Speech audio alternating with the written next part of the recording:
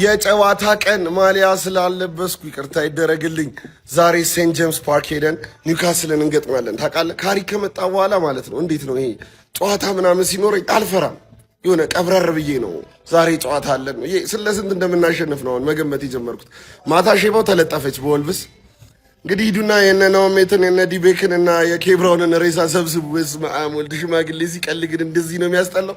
ለማንኛውም እሺ ማሊያ ዛሬ አለመልበሴን ተከትሎ ቅጣት ትክክለኛ ውጤት የኒውካስልና ዩናይትድን ገመተ ማሊያ እሸልማለሁ። አፉ በሉኝ። ይሄ ቪዲዮ ማሊያ ስላለበሱ ቫይራል ስለማይወጣ ኮፒ ሊንክና ሼር ማድረግ እንዳይረሳ። ይመቻችሁ። ብራይተን ጋር ለምናደርገው ፕሪሚየር ሊግ ወሳኝ ጨዋታ የኔን ላይንአፕ ከአርቴታ ጋር እናመሳስላለን። ዛሬ ቲክቶክ ምን እንደሆነ አላውቅም። ቪዲዮውንና አካውንቱን በደንብ ኮፒ ሊንክ ታደርጉልኛላችሁ ማለት ጠንካራ ላይንአፕ ነው ይዘን መግባት ያለብን። ምክንያቱም ዊኬንድ ላይ ኤፍኤ ካፕ ስለሆነ ያለብን በደንብ ሮቴት ማድረግ ስለምንችል አቬይለብል ከሆኑት ጠንካራ ላይንአፕ እናስገባለን ማለት ነው። ነስሩ በረኛችን ዳቪድ ራያ መጀመሪያ ይሆናል ማለት ነው። ከዛ ሁለተኛ ላይ ደግሞ የተለመደው ጋብሪኤል እና ሳሊባ መሀል ላይ ግድ ይላል ማለት ነው። ቲምበር የቸልሲ ጨዋታ ላይ በጣም አሪፍ ነበረ። ፈርስት ሃፍ ላይ ቲምበር፣ ሰከንድ ሃፍ ላይ ሞስኬራን ቢያጫውተው ቅር አይለኝም። ቤን ዋይት ፊት አይመስለኝም። ስለዚህ እዚህ ጋር ቲምበር እናስገባለን ማለት ነው። ስትሮንግ ላይንአፕ ግዴታ ነው። ዊኬንድ ላይ ያርፋሉ። በግራ ክንፍ ደግሞ ፒየሮ ሂንካፒዬ፣ አንቺ ከፈለግሽ ተጫዋች ከፈለግሽ ረፊ፣ አንቺ ጽድት ያልሽ ሰውዬ ማለት ላካፕ ነው የሚያደርግ ማንም ዊንገር በዛ በኩል አስፈሪ ከሆነ ፒየሮ ሂንካፒዬ እንደሚጫወት አትጠራጠር።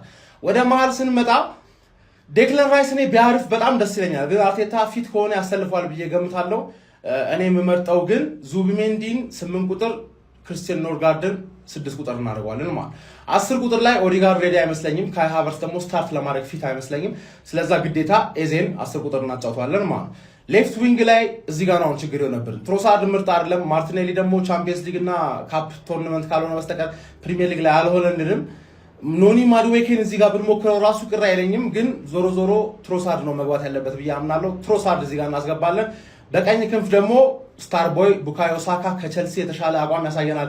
ሙሉ አታኩን ባንተ በኩል ትመራዋለህ ብለን እንገምታለን። እዚህ ጋር ልጅ ከዛ ኋላ መሀል ላይ ደግሞ ቪክተር ዮከሬዝ፣ ሁላችሁም የፊት ለፊት ተጫዋቾች ኤዜ፣ ትሮሳርድ፣ ቪክተር ዮከሬዝ እና ሳካ ከቸልሲው የተሻለ ፐርፎርማንስ ይጠበቅባቸዋል። ምክንያቱም የቸልሲውን ጨዋታ አሸንፈውልን የወጡት ተከላካዮቻችን ስለሆኑ አርቴታ ፈርስት ሃፍ ከቻልክ ጨዋታውን ገለህ ሰከንድ ሃፍ ሞስኬራን ወይ በቲምበር ወይ በሳሊባ ማስገባት ትችላለህ።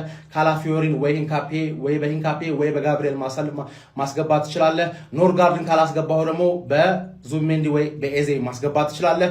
እነ ማዱዌኬን ምናምን ነገር ሰዓት ስጣቸው። ዊኬንድ ላይ ኤፍኤ ካፕ ላይ አሪፍ ሪዝም ይዘው እንዲገቡ ማለት ዊ አር ዘ ገነርስ። ቪዲዮን በደንብ ኮፒ ሊንክ አድርጉልኝ። ኮማንድ ፖስት አስቸኳይ የቋጠሮ አዋጅ ከአቋማ ዛሬ በተመሳሳይ ሰዓት አስቸጋሪ ቋጠሮች ስለሚገጥሙን የተነደፈ የቋጠሮ ስትራቴጂ 4 ሰዓት ተኩል ላይ መጀመሪያ ለግማሽ ተከፍለን ሰሜን እዝ ከኔጋ ወያናው ላይ ከፍተኛ የቋጠሮ ድብደባ ሲያደርግ፣ ደቡብ እዝ ደግሞ ለፈላው ከፍተኛ የቋጠሮ ድጋፍ ያደርጋል።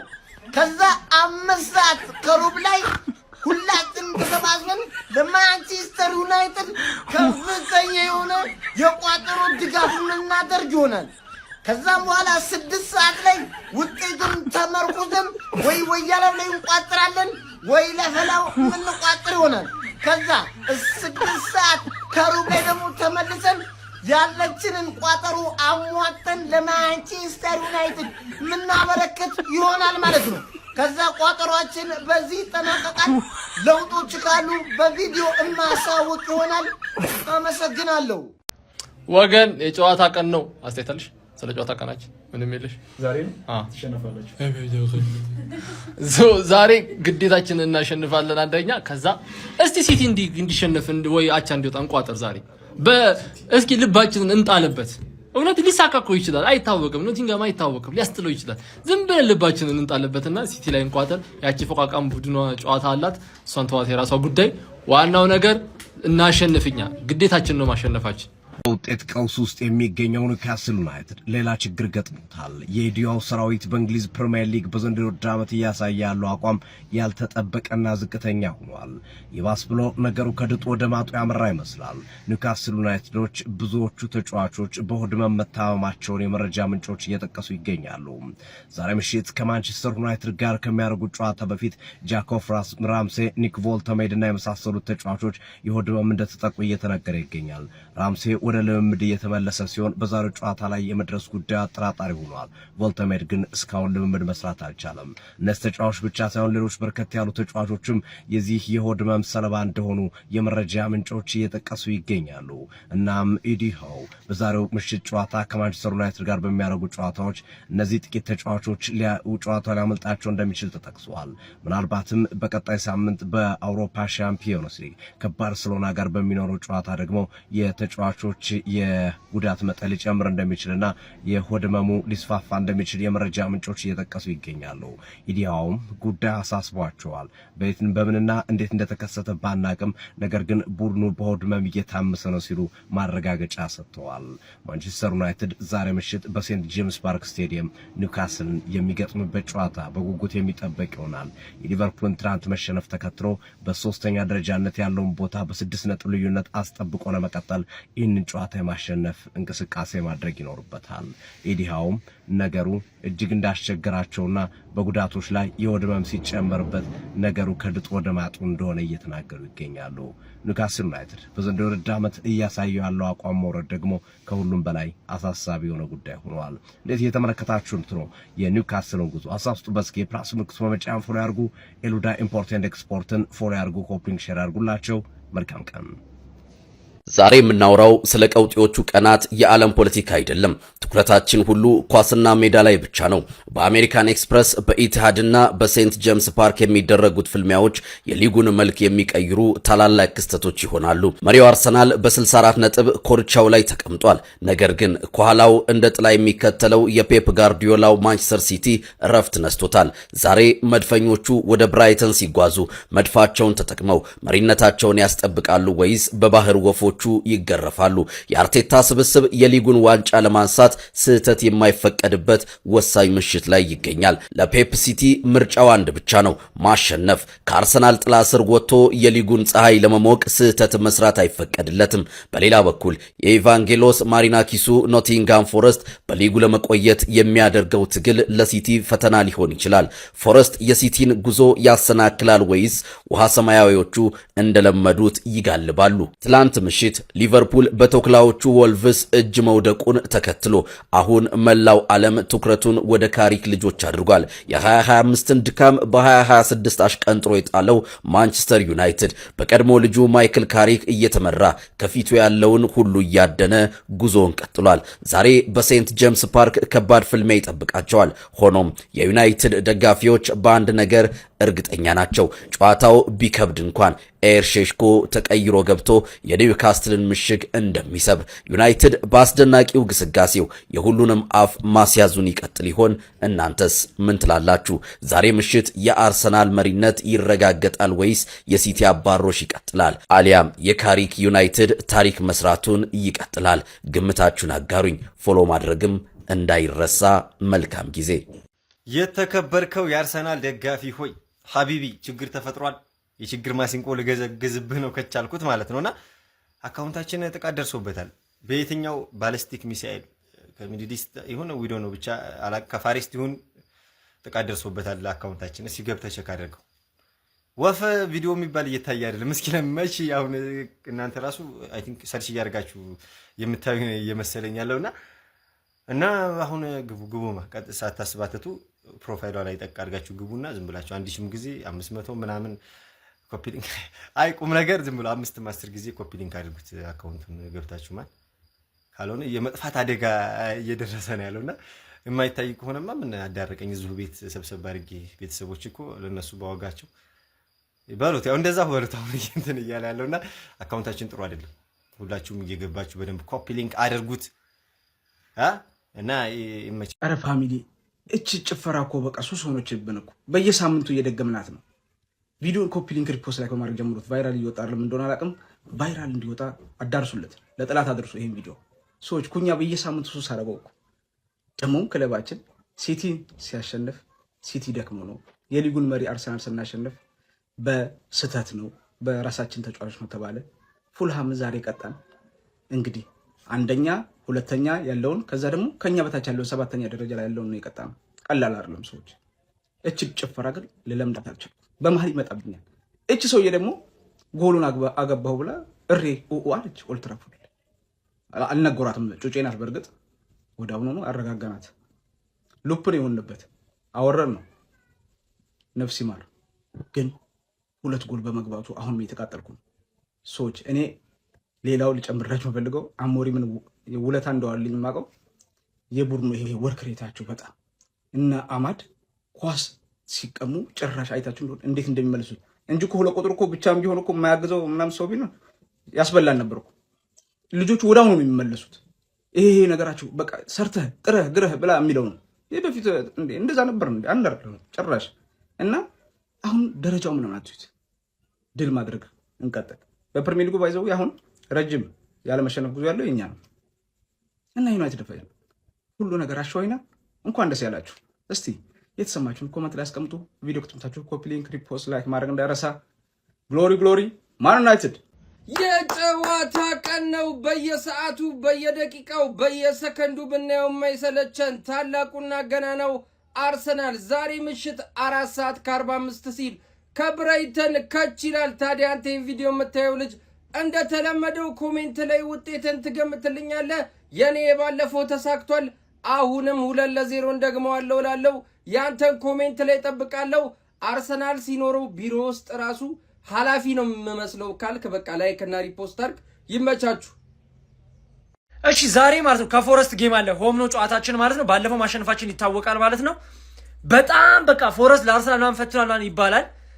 ለሲቲ ግን በደንብ በቃ አረጋግጠን ዛሬ የምናሸንፈው ቲም በቃ በፉል ኮንፊደንስ የምናገረው ቲም ቢኖር ፎረስትን ዊን እንደምናደርግ በቃ አስረግጬ ነው የምናገረው።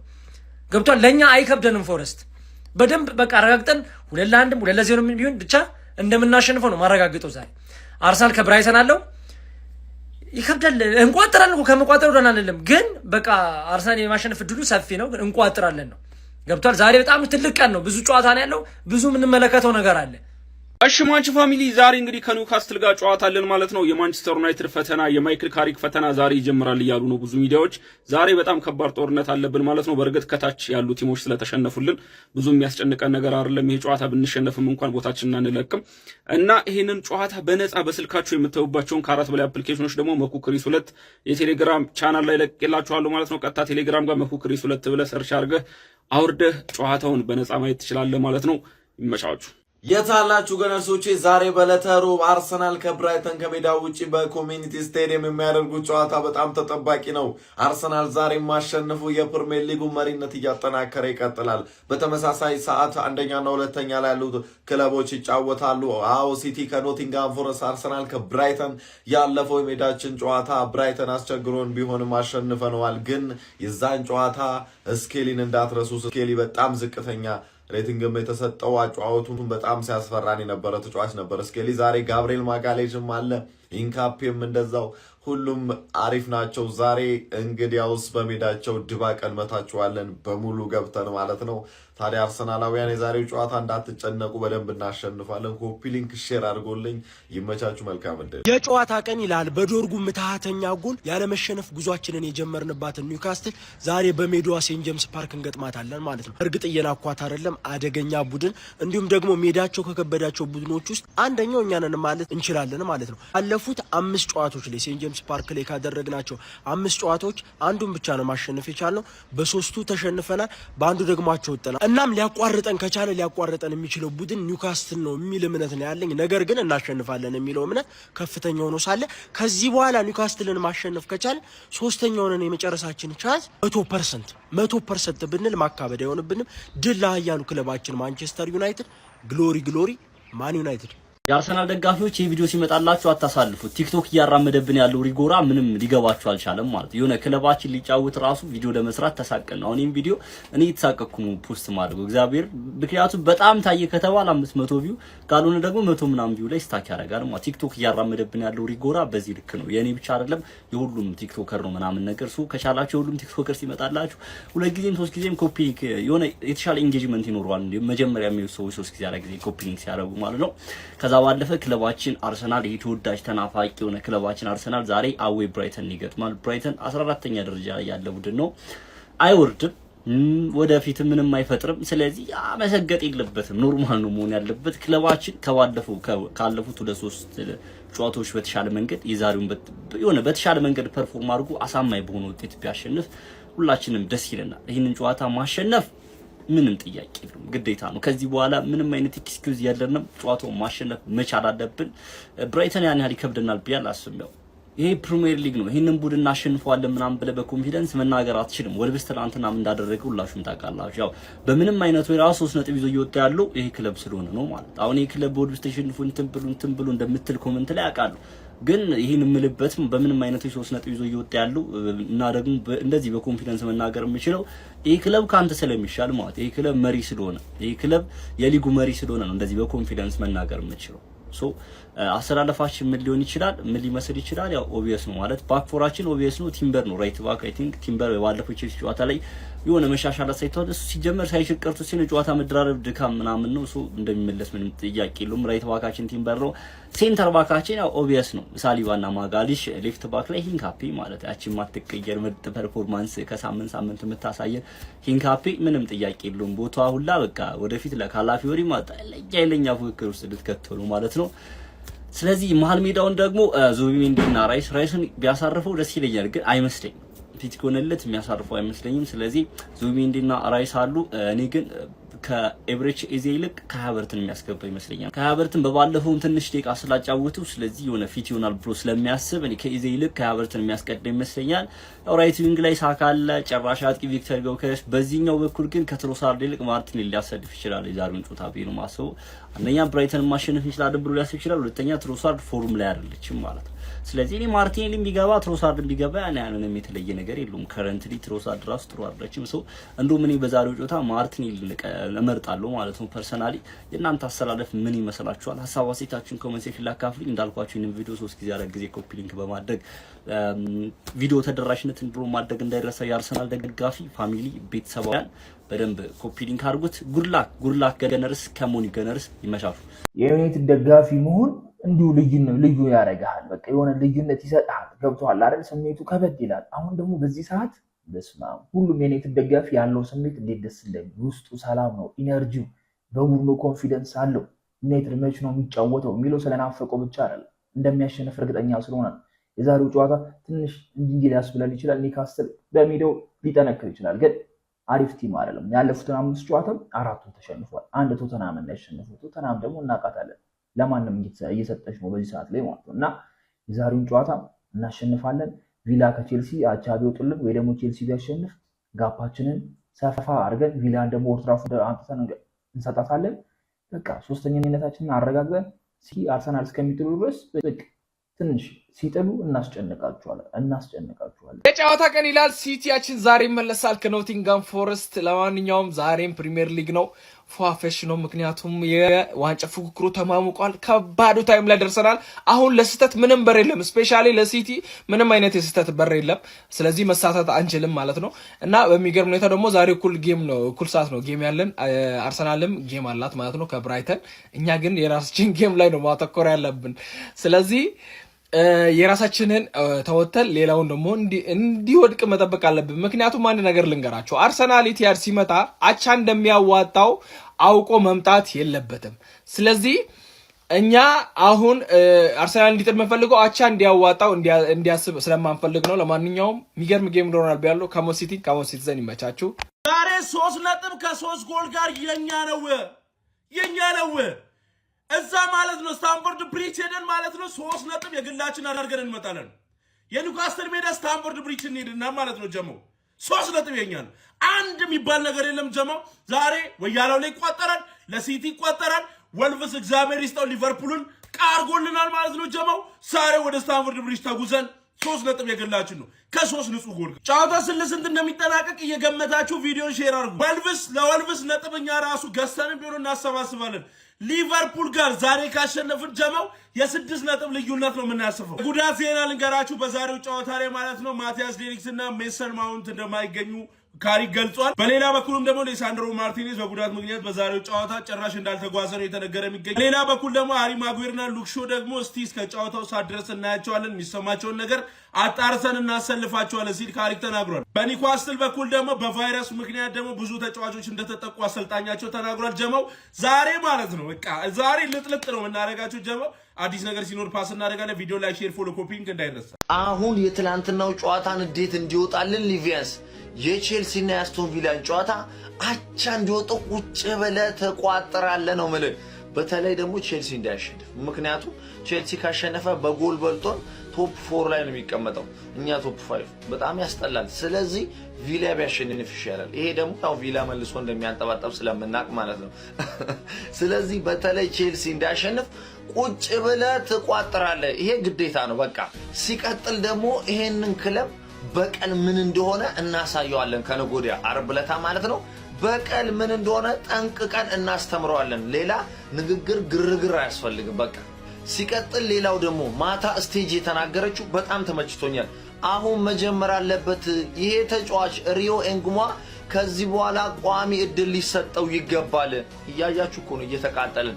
ጋክፖ 70 ደቂቃ ተቀምጦ እሱ ተቀይሮ ገብቶ 20 ደቂቃ እና 15 ደቂቃ የሚፈጥረው ነገር ከጋክፖ ምን ያህል እኔ እኮ አሰልጣኙ ስሎት ለምን ችክ እንዳሉበት እኮ በጋክፖ ላይ በጣም ያቃጥላል። ለማንኛውም ግን ስቴጂ ቴንኪው ይሰማሉ ብዬ አስባለሁ። በቃ ከትላንትናው ጨዋታ መጠናቀቅ በኋላ ቨርጂል ቫን ዳይክ ይሄን አስተያየቱን ሰጥቷል።